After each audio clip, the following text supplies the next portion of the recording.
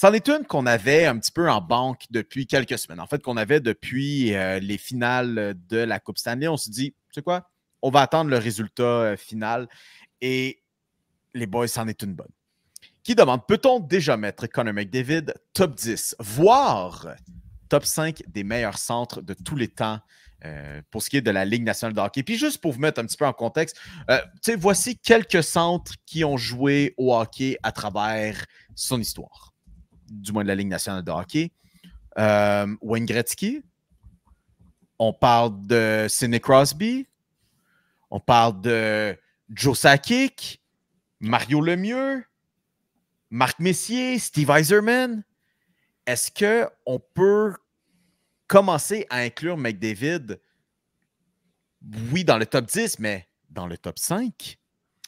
Top 5, non. Moi, en ce moment, on parle en ce moment. C'est surtout ça. J'achète aucunement le top 5. Tu sais, tu as nommé Gretzky, Lemieux, Messier, puis Crosby. Déjà là, je pense que les quatre ensemble, tu peux pas tasser, tu peux pas faire une place pour Connor McDavid pour les tasser, un de ces quatre-là.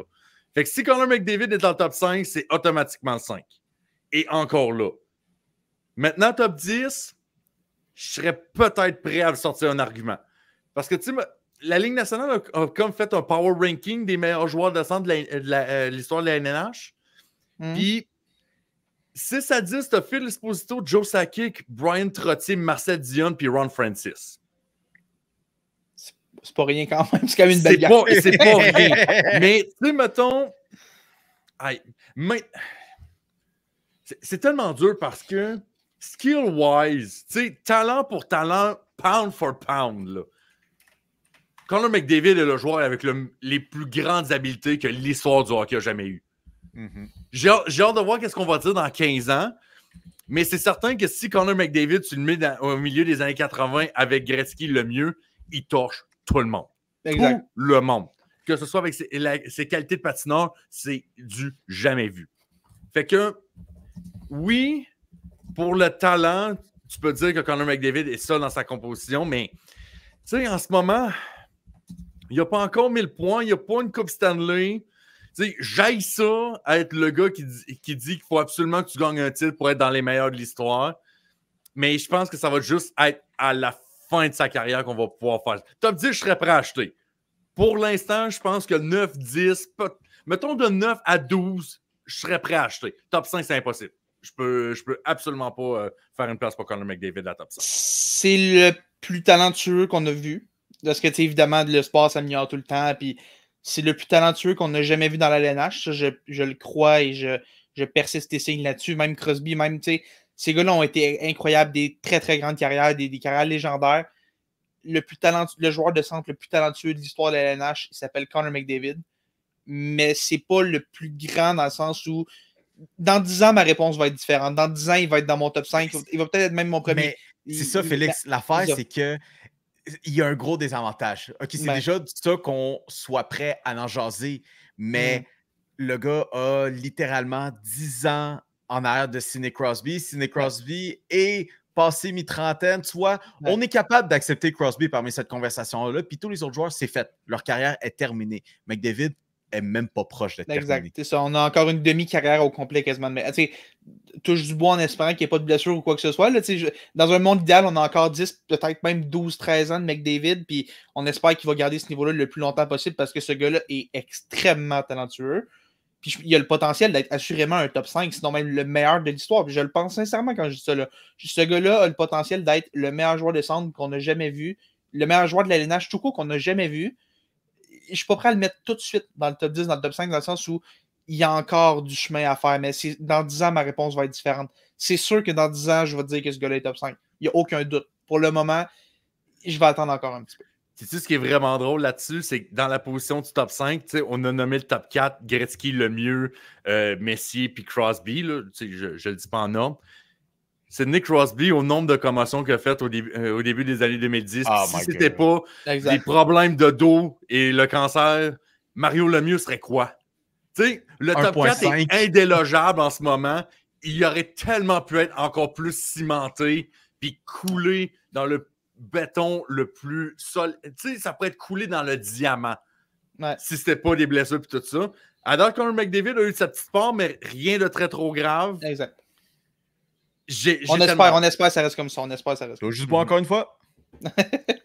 Ouais, 100%. Ensuite, une prochaine question, encore une fois sur le hockey, cette fois-ci qui nous provient de Jobin, qui demande « En voyant la diminution du talent québécois qu'on retrouve dans la LNH, que pensez-vous de l'idée de modifier le développement du hockey québécois et de le transformer à l'image du programme de développement américain qui semble produire du talent à la tonne? Voir la Slovaquie et la Suisse développer des programmes qui produisent du talent de la LNH laisse croire qu'il serait possible de le faire, non? » Moi, je suis très curieux d'entendre l'avis de Pop là-dessus parce que tu sais, je sais que Pop, tu baignes beaucoup dans ce monde-là du hockey junior et tout. Puis je suis vraiment intéressé de t'entendre là-dessus. Je pense que peut-être, c'est sûr qu'il faut revoir le développement en ce moment parce que tu sais, c'est sûr que les autres s'améliorent autour. Puis si tu regardes la Slovaquie, la Suisse qui ont des exemples qui ont été nommés, c'est sûr que les autres continuent de monter. Puis le programme est en pleine expansion et tout. Puis il faut le revoir ici. Mais la question que je me pose, c'est.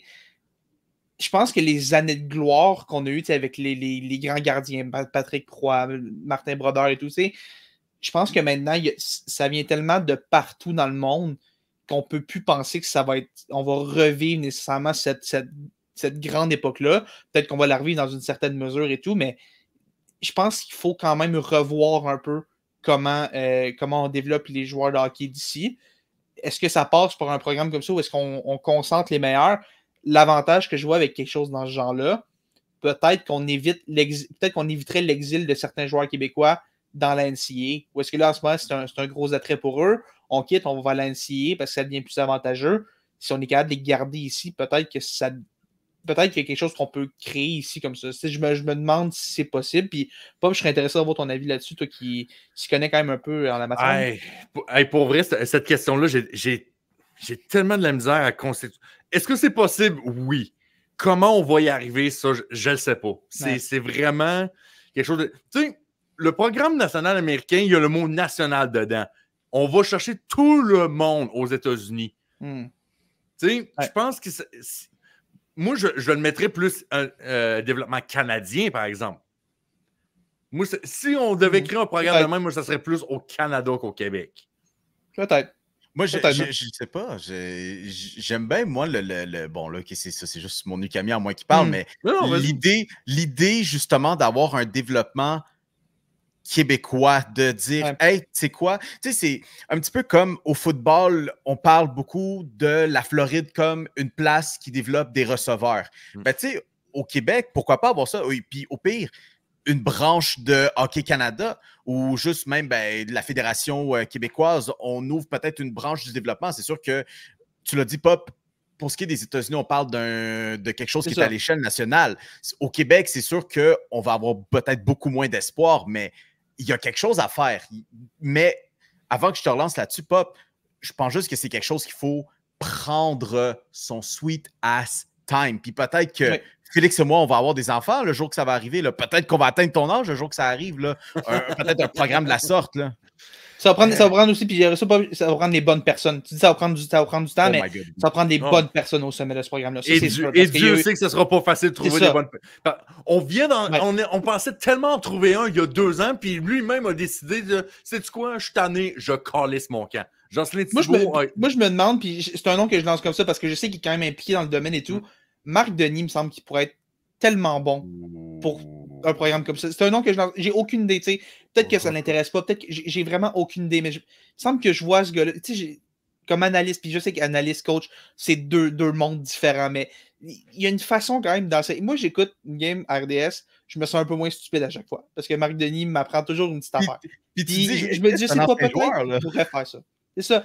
Il me semble que je vois un gars comme ça, puis peut-être pas lui, peut-être quelqu'un d'autre qui est un peu dans le même genre, mais il me semble qu'un gars comme ça pourrait, ou une fille, je dis un gars, Marie-Philippe Poulain peut s'impliquer là-dedans ou quoi que ce soit, là, il y en a d'excellentes. Caroline Ouellette. On a tellement de bonnes joueuses québécoises, c'est sûr qu'il y a quelque chose à faire avec ça.